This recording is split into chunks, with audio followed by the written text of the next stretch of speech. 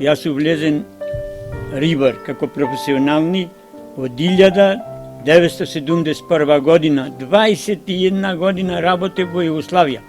После тоа се разболев, кога почнавме да се делиме со Југославија, тоа ми падна баш болеста и во Белград се оперирав од желудец, од карцином, како го вике тоа.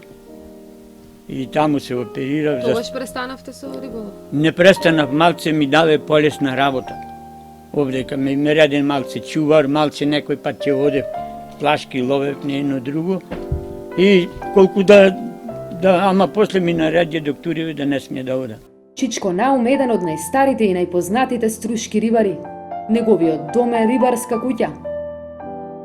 Но, една топла летна ноќ, работите се менуваат за човекот кому рибарството и езерото, дури и сега во пензија му се најголемата љубов.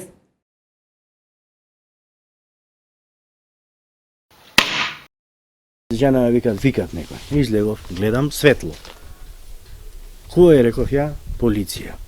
Мислев дека децава некој се играт, мајта. Како е полиција? Гледам светло. Излези полиција. Станавме сите, отворив ја. Излегов онде. Шо е, викам, работава? Претреза дрога. Шо збориш, викам? Шо ти е, бе тебе? Како изгледа? Инспекторот и го отворивме овдека, полно беше со полиција. Дворов полно беше со полиција, со автомати. Бара е друга. Претресот бил за дрога, но пленот бил смрзната риба и нешто што представувало целиот живот на Чичко Наум, неговите рибарски мрежи. Од дрога не најдоа ништо, слезе долу по фрижидерите, најде неколку смрднати крапчиња и 2 кила белвичиња. Му се види многу огромно мрежи, 172 комбиња, наполни, едно го наполни, после не му втаспеше, отидоја друго зедоја. Мрежите ви ги земаа? Сите, што поставјаше овдека мрежи, сите ги зедоја. Што им велевте, што им... Јас си плачев, џабе, ништо не вредвеше, инспекторот беше наклонен така наштелован, да ми се одзе све од овде.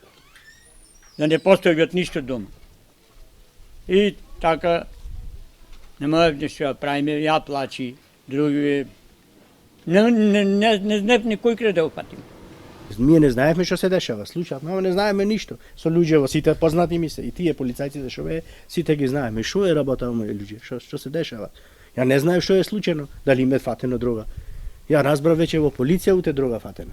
Кога дојде детево, ништо не знаев што се дешава. Ја не знаев што се дешава. И се раздена све овдека. Влезе во подрумот, отвори фрижидерот, најде крапчиња мали. Може не вредет ни 200 денари све. И тие си беа и купени, имавме визита. И за визита си и купиме и остане. И за јадење, и нема... Шо се овие, за јадење. Се распули по мреживе. И звона на телефон негде пред сите. Се јави негдека пред сите и прашуваше негдека, не знаеме каде. Рече, има мрежи овдека. Вака и тој отаде му рече на телефонот пред сите тука. Дали се суви? Суви се мрежи. Ако се суви му рече, немаш право да му иземаш. И замина иде пак. И ко се врати после, дојде како налютен малу. Ќе изема мрежи. Кои мрежи ќе ги земеш, меле? Шо? Зошто ги земеш мрежите? Зошто ги земеш мрежите? Бараш дрога, ти си доен за дрога, не си доен за мрежи, муле се. Мрежите се лично од татка ми, зашто да ги земеш, меле? Пошто и куќава беше на татка ми, а претресот беше на мене. Значи, фактички тие по мене дојде. Од тој ден почнува голготата. Вели по шокот, прво се борел со срамот. Ни се јави дека дали е стварно со дрогата кај вас. Погодено ова работа. Почне луѓето да ни се така дивето, дека мие куќата наша се најде со та работа. А ние не го направивме. Чисти сме ко солза. Но на стариот рибар многу потешко му паѓа загубата на мрежите или целиот негов живот, како што вели тој. Па плачев, не да не плачев, него уште плачам. Еднакова солзи имам прораната. Не може никако да се забора во умот. Едино само в лудница може да појде. Наум почнува борба со судовите, засега неуспешна. Успева да докаже дека запленетата риба е купена со фискална сметка. За мрежите носи потврда од јавното претпријатие во кое работел со децении, дека мрежите се негови и дека сите рибари во тоа време кои работеле во предпријатието имале свој алат зашто фирмата им плакала на доместок. Побаравне потврда, ја тоа и поставиат потврдата дека имам, дека работевне сите 50 членови. Некви умре и поборгу, некви нови влегоја. 50 членови што бевне сите работевне со приватни наши работи, ни даве некој процент поскап на рибата, а ни рекве купувајте си што сакате, одете, снајдете се, купете си. Мрежите сами ги набавуваат. Сами во Грција, не исклучиво во Грција. Солун или Лерин. Немаше овдека во Охрид, ни продавница, ни ништо. Но бадијала, работата стасува и до апелациониот суд, но мрежите вредни околу 30.000 евра кои Наум ги купувал со години и години, не му се враќаат. Образложението е дека е прекршен законот за рибарство, иако Наум не лови повеќе од 10 години поради операција од карциноми нарушено здравје. Сега сум пензионер од 1999-та. И рачунај се од тогаш, од кога су излезе на пензија, сега дојде пред година дена да ми се земат сите мрежи, што ги чував како очи. Зашто рачунав дека имам внук кој имам син, дека утре зарото ќе се пуштит, можда ќе му се употребит нешто. Ја не бе пак знаев да ќе ми се одземе, ќе и продаде. Мене ме моле овде да продавам мрежи колку сакам. Јас сум, например, од 15 години влезен рибар. Од 15 години влегов рибар, на 15. Значи заедно работавме двајцата, кога се разболи, тој останав сам. Сега влезе и син ми рибар. Сега немаме мрежи. Сега наново купуваме мрежи, ја и син ми. Задолжени сме до гуша да купиме мрежи да работиме.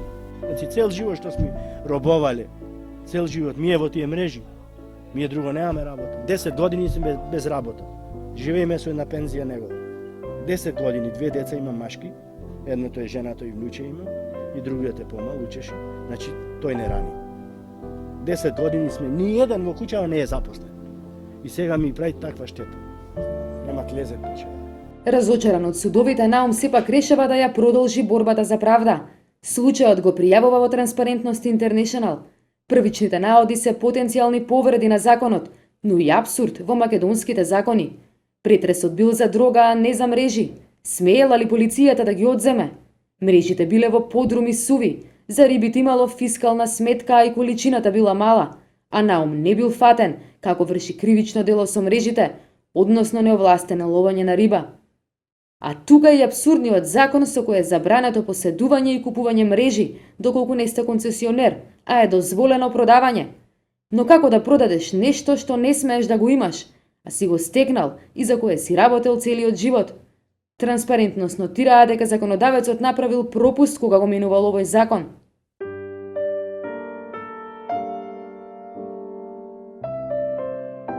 Наум го оставивме крај езерото, она езеро во кое е влюбен цел живот и поради кое станал рибар, исто како неговиот татко, неговиот дедо и сега неговите деца, оние на кои сака да им ги остави своите мрежи во наследство. Затоа, вели Наум, борбата со институциите продолжува. Ја да ти кажа, сегде ќе ода, ако не може да ме кошти повеќе од 30.000 евра. Сегде ќе ода и меѓународен суд и сегде ќе ода. Не оставам тие мрежи да ми ги изгорят.